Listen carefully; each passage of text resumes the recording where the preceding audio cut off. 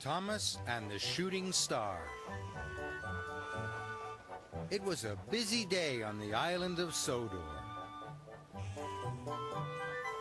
All the engines were working hard. They wanted to finish their work as quickly as possible.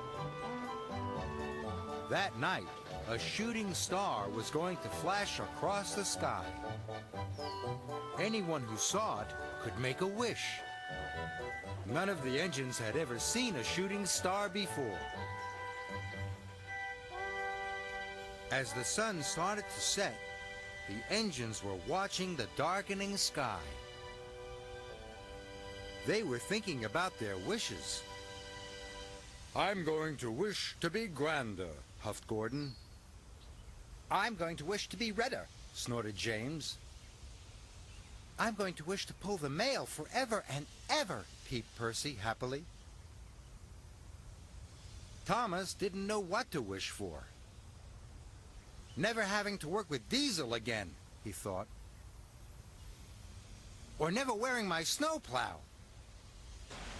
Or never having to pull smelly fish, he tooted. Sir Topham had arrived with some engineers.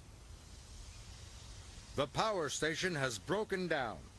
There are no lights on the island," he boomed. "Thomas, you must take the engineers to repair it right away.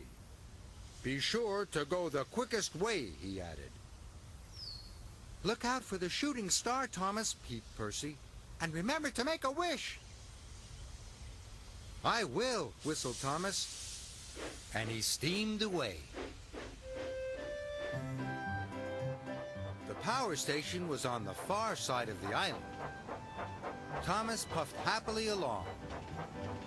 He made sure to take the quickest way. But then he came to a long, dark tunnel. "If I go through the tunnel, I won't be able to see the sky. Then I might miss the shooting star," he wished. So Thomas puffed back up to the junction.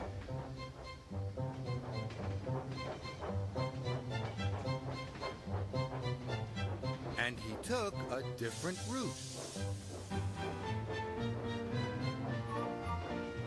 "This isn't the fastest way," he chuffed. "But if I puff hard enough, I'll be at the power station just as quickly." But Thomas wasn't at the power station just as quickly. He was at Henry's Forest instead. The trees were tall, and the branches blocked out the sky. "If I go through Henry's Forest," he wished, "I won't see the shooting star."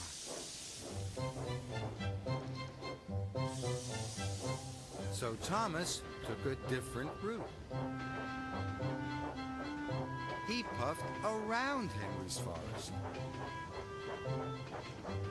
His journey was getting longer and longer. Thomas came to the cutting through Shen Valley. The track through the valley was the fastest way to the power station. But the valley was deep, and the cutting was very high. "If I go through the cutting, I won't see the shooting star," he wished. So Thomas backed up and went another way. Thomas's journey was getting even longer, and it was even later. And with no electricity on the island, Sodor was darker than ever. At Tidmouth's sheds, the engines were all still thinking about their wishes. All except Percy. He was worried about his friend. "Thomas should be back by now," he peeped sadly. "Where is he?" But the engines didn't know where Thomas was. And neither did Thomas. He could hardly see anything. He didn't know whether to puff left, or right, or up, or down.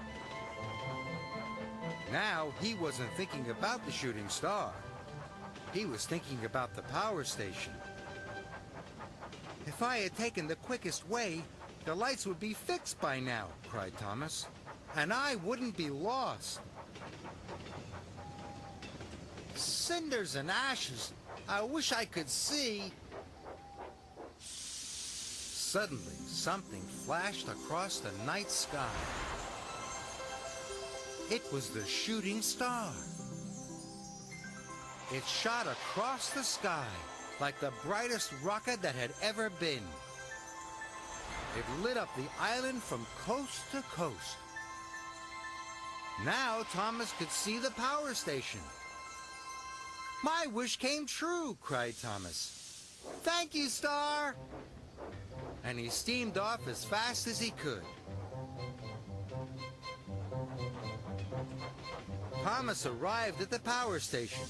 The engineers quickly got to work. Soon the power station was fixed, and the lights came on all over Sodor.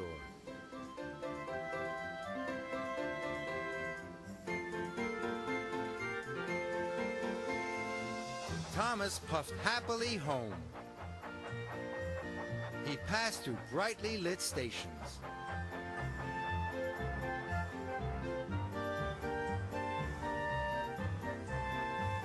As he pulled into Tidmouth, his friends were talking about their wishes. Gordon said he felt grander. James was sure he was redder.